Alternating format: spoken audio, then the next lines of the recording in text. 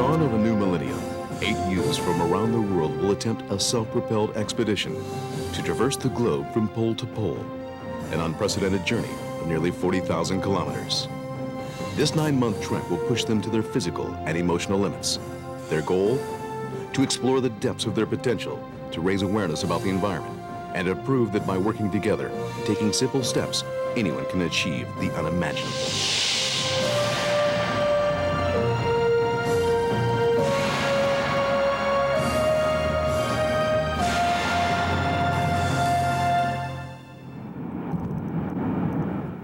February in British Columbia, Canada.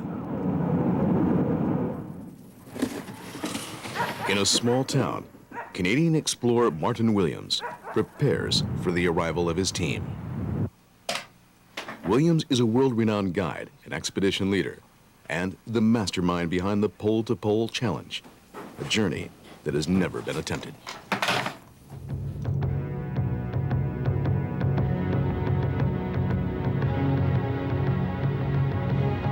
Starting at the North Pole, the team will head south through the Americas and across the Antarctic ice cap, reaching the South Pole on New Year's Day, 9 months later. This expedition has been 3 years in the making. Today, Williams and his team members meet for the first time.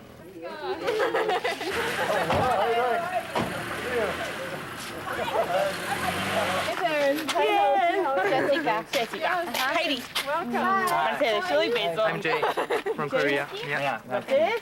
I'm Heidi. Oh, Naoki. Can we? Yes, all the three? Yes.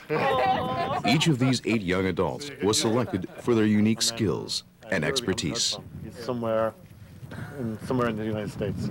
So. Devlin is a wilderness guide, specializes in kayaking, mountain biking, and trail running.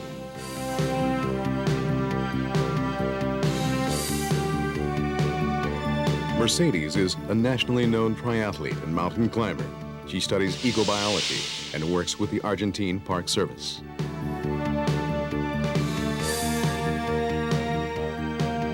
Reynald is a business consultant and a qualified ski and kayak instructor.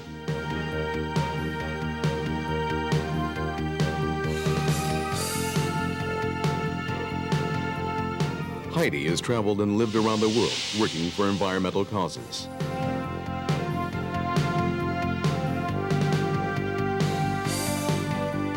Jay, the youngest member of the team, is an expert skier and mountaineer.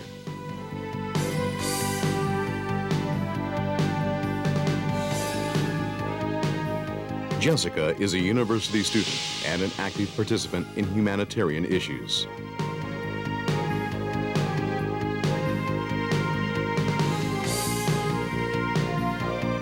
Naoki is an anthropology student and explorer.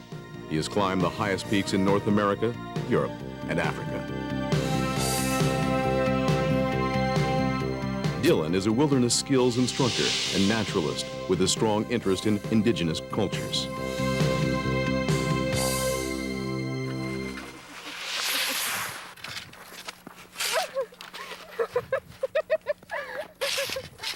Not everyone has the skills necessary for the expedition, so Martyn has devised a 5-week training program of intense physical conditioning. Skiing is a skill critical to the safe completion of the polar crossing. So you can just do that right where you're standing. So balance on one foot. Neither Jessica nor Devlin have been on skis before. They have to learn I'll fast. just ski down and back and I'll show you why.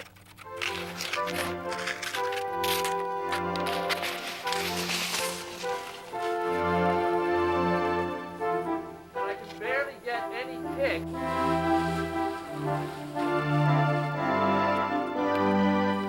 At the stump.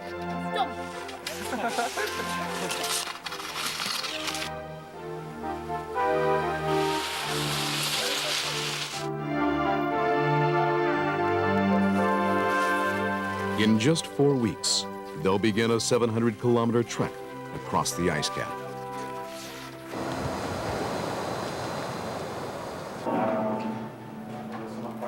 It will take more than physical training and stamina to complete their mission. There's the whole mental bit, you know, so... Yes, And so absolutely. we pick people we think are mentally really strong. Yes. So even if they're physically not like great, you know, we think that mentally they can be, you know, that can carry them. Martyn hopes that strength will pull them through the fear, exhaustion, and sheer frustration they are certain to encounter over a journey of 9 months.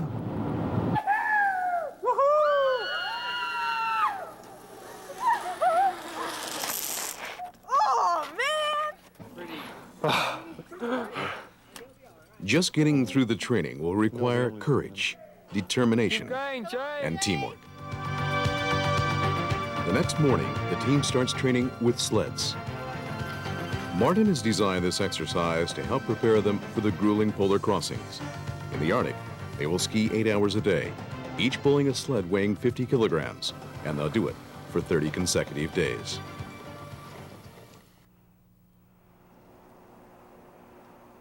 Just thread the drag through, you know, like that. Yeah, I think we'll just have to like clip it. Even after training, there's work to be done. It's important that they learn to work together. Their success and safety depend on it. Ready to go there? Yep. Okay. You go up, and then you go around the back. How do we keep them still? How do we immobilize an injury so that we can transport them? And in this case, we might be transporting them a long, long Much of the way. 9-month trek will occur in isolated and hazardous locations. You're not going to move his head? Keep it still. So I'm just First aid giving him lots training of instructions. is essential. You understand what I want? Head still. Get yourself stable. Hey, wait, don't move, stay there. I have to speak everything. An accident at either pole can quickly become a matter of life or death.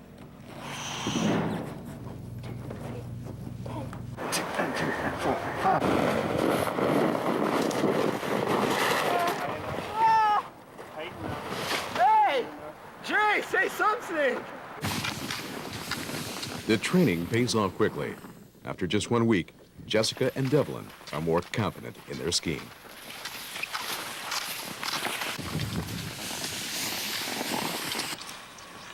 But Martyn has concerns about the young team. Are they fit enough? Are they strong enough mentally?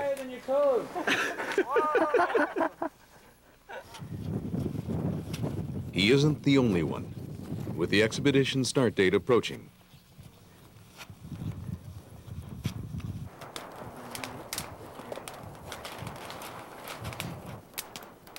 some of the team members have serious doubts about their personal abilities. I feel that I'm very strong mentally, but that can also work against me. I kick myself forever about, you know, everything.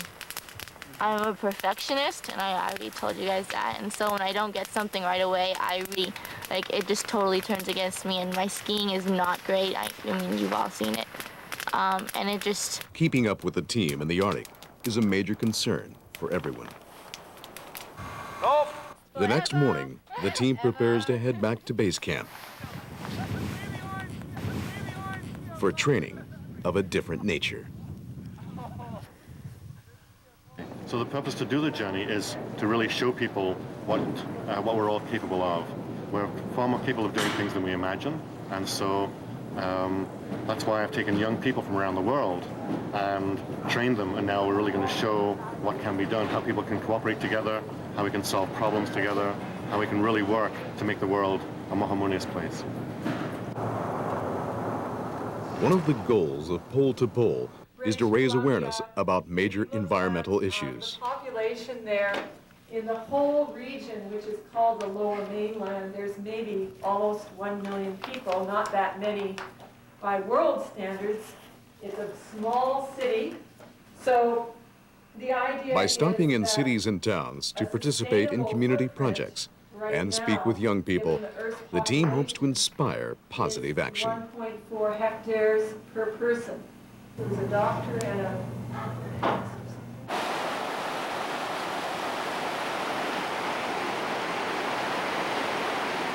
What we're going to ask you to do is, and then we're going to ask you to go and go as fast as you can from here down the trail to the bridge, second bridge, go across the river, go up the hill, to the very top of the hill, turn around and come down the hill, and then from these rocks here, follow this little pathway right through there, okay? Right across the river, Across the on river. bridge, not in water? In the water, yeah. In the water. Yeah. Go in the water down to the bridge.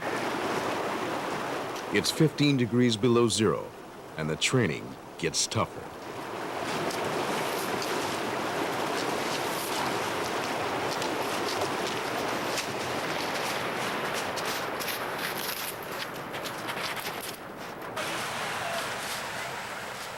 In order to build their confidence, Martyn is exposing the team to as many situations and environments as possible. Learning to react quickly in cold water could help them survive should they fall into Arctic waters during the polar crossings.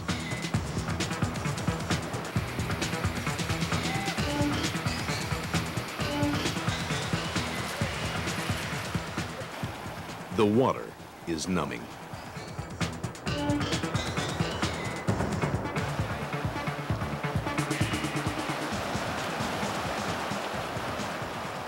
Training continues into the late afternoon.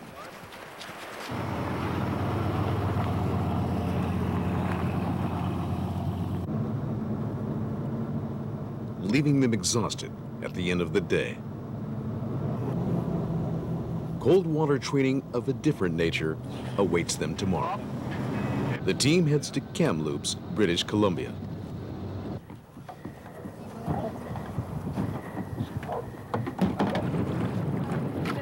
The team will cross numerous rivers and lakes during the expedition. Most of them are unfamiliar with kayaks and must learn how to escape if the craft capsizes. Panicking underwater, Jay gets stuck and struggles to get out.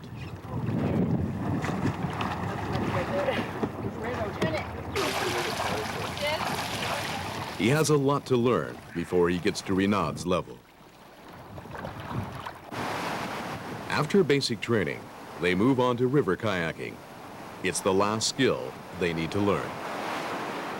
After 4 cold, wet weeks, training is complete. The team is ready. Everyone was real helpful, and we had excellent people, very talented people coming to teach us the various skills. So yeah, it was good. We learnt a lot and definitely prepared ourselves very well for the trip. Thought you were the biggest here. Alright, Devlin. See, he forgets Europe. And I'm Renaud. That night, they gather to discuss details of the polar crossing and to meet their guide, Laurie Dexter. So we start off with a sled of The about plan is to start the journey from the magnetic North Pole. pounds, roughly, somewhere in that region, 100 to 130 pounds. The ice is, once you get over this first bit, the ice is easier traveling.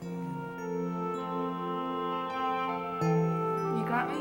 Although safer, a journey from the magnetic North Pole involves crossing much rougher terrain, and there's an increased risk of polar bear encounters.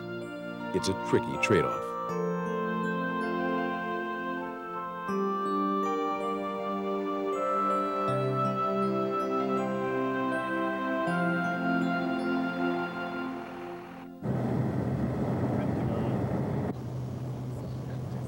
Today, the team heads for Resolute Bay in the Northwest Territories, where they'll catch an onward flight to the North Pole. Lonely Island and John Barrow. Martyn knows his team is in safe hands with Laurie, but he wonders how they'll hold up in Arctic conditions. Then the next He said he followed this creek. followed the river. Yeah. Yeah, you could. You could follow Yeah. that river, and then Yeah. it just. It would have been nice to have more experience in the cold, but it was pretty warm at the training site, so I know the cold is going to be a big piece when they move on to the North Pole, is handling the cold. So I'm concerned about that. Looks like chewing. Yeah, it's like you're ching-ching. En route to Canada's icy north, emotions range from excitement to apprehension. Each of them wonders what awaits them in the high Arctic. Everyone is concerned about surviving the bitter Arctic weather. Polar bear encounters are another worry.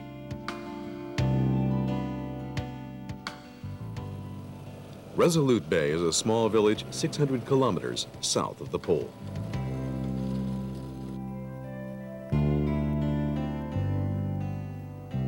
Here, the team will make their final preparations. Each of them is assigned a specific responsibility. Jay is handling the food supplies. Dylan packs a shotgun in case of polar bear attack. The team must fly to the North Pole to begin their trek, but a sudden change in weather grounds their flight.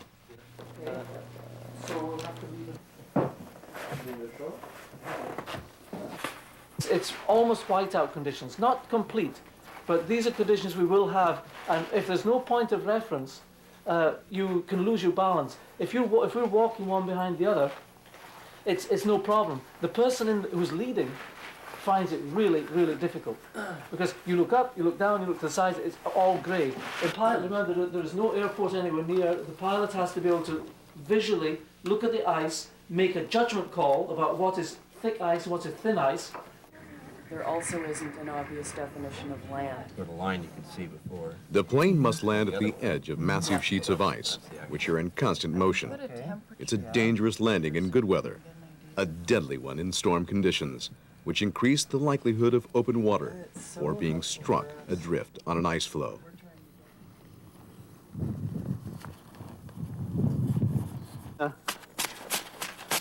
While they wait for the weather at the pole to improve, the team learns how to build an igloo, the traditional Inuit shelter.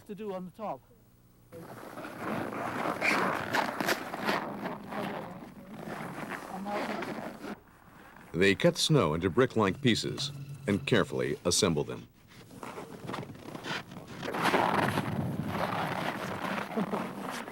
It's probably the easiest exercise they've done, but it's teaching them a life-saving skill.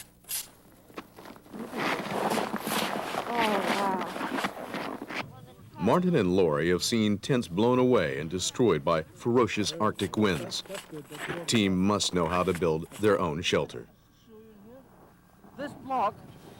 Learning valuable lessons from a culture that has lived in harmony with the land is one of the purposes of the expedition. Come on in. It takes the team 2 hours to build the igloo. Now, there's time to play around and release some pre-expedition tension. Hey! I'm gonna go out. Okay. Come on, Jay. Come on, Jay. Come on.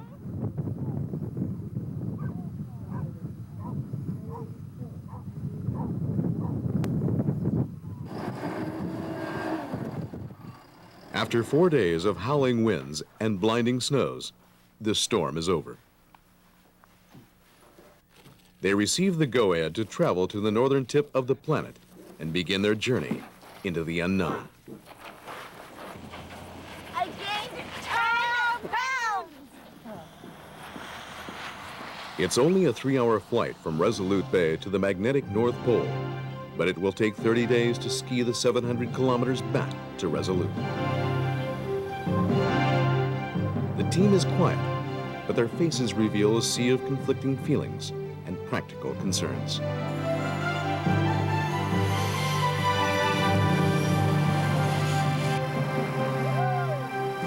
They reach the magnetic North Pole at 11 a.m. This is the moment they've been waiting for, the beginning of an unprecedented adventure and a massive challenge. Okay, so this is it. We've got minus 35, there's a good strong wind blowing, and we're all ready to head south. Let's go!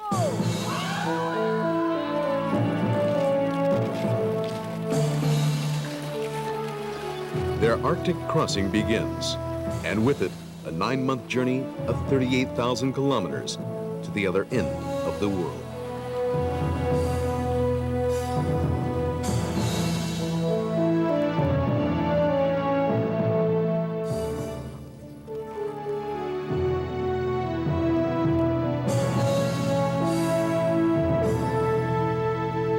First full day out on the pack house, and it's been pretty rough. We've been going for about 6 hours, 6.5 hours. We're all very tired, and it's been a trying day. We haven't come too far, but As nighttime temperatures begin to drop, the team quickly pitches camp.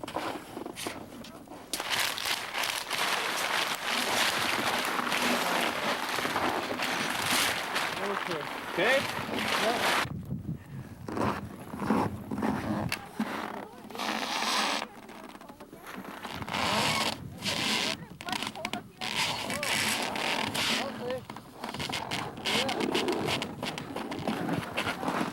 Radio communication is the thin lifeline that connects the team with the outside world.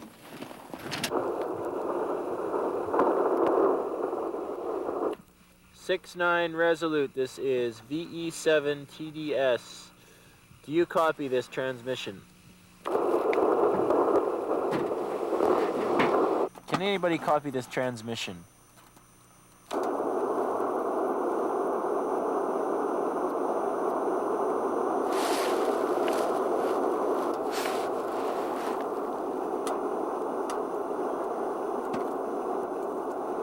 The sun is up in the sky.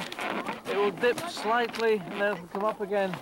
So it's going to be light 24 hours a day just now. That's because we're so far north, and so the sun never sets. Despite constant sunlight and temperatures of minus 45 degrees, the team sleeps soundly.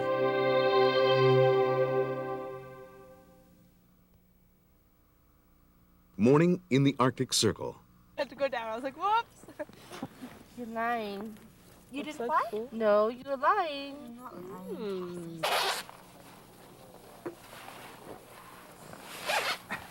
That was good.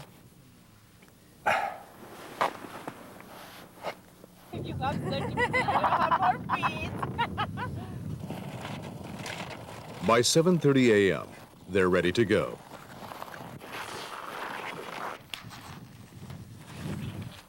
But the going is tough. In the first week, they encounter the extreme terrain that Martyn warned them of. Each member must drag a sled weighing 60 kilograms through massive pressure ridges of ice. Together, they are moving nearly 700 kilograms of gear. Any hope for success lies in teamwork. Exhausted and fighting for every step, the team covers a mere 4 kilometers a day. For some, the effort is exhilarating. Cold always makes a person feel like they're alive. Good direction. Pushy snow on the corner there. But staying alive requires constant vigilance. It is so cold that their eyelashes freeze shut at times. Hands quickly become numb. Movement is the key to staying warm.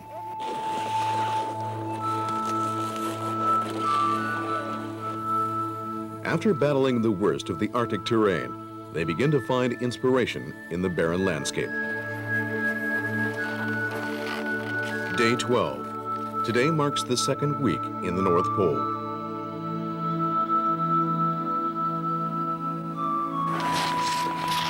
Beautiful day out here. One of the best places and the greatest scenery we've had yet. The scenery may be beautiful, but it's almost impossible to navigate by. Even with modern equipment like GPS, trained professionals can lose their way. Every few hours, they must stop to take a direction reading. It would be easy to miss Resolute Bay if they drift off course.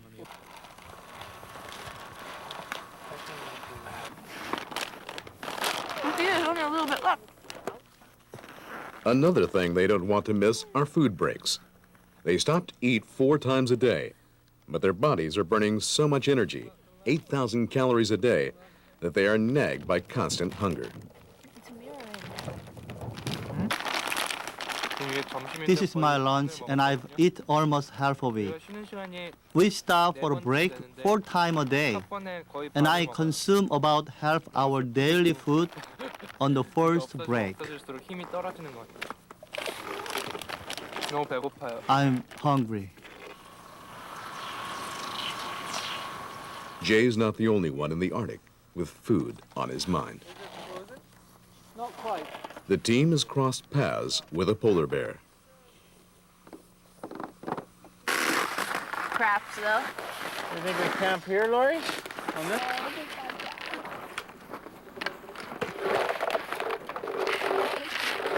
Maybe 1,000 pounds. That's amazing. Yeah. Yeah. Big meal. Big meal. Beautiful Wow, coat. he's curious, eh? Rebecca? Do you? This is the polar bear's home territory, and he approaches without fear. Look as big as possible. These bears are fast and powerful, the most feared predators in the Arctic. They have been known to attack humans.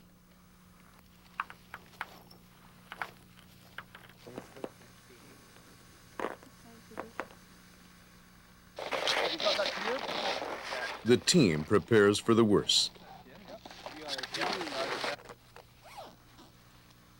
Yeah, his big. When it's got his nose down and it looks like it's about to charge, that's more threatening. Okay, send off a popper. Right up high.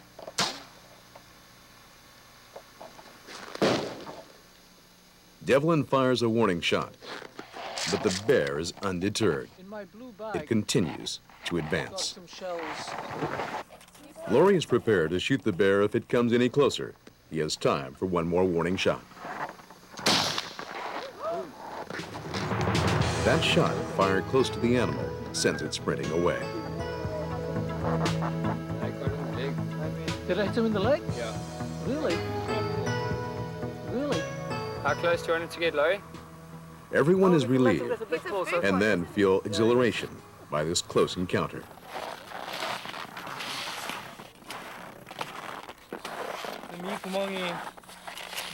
They examine a hole in the ice dug by the bear to hunt seals.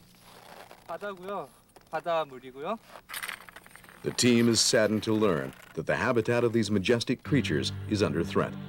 Global warming has thinned the ice by 40% in the last 3 decades.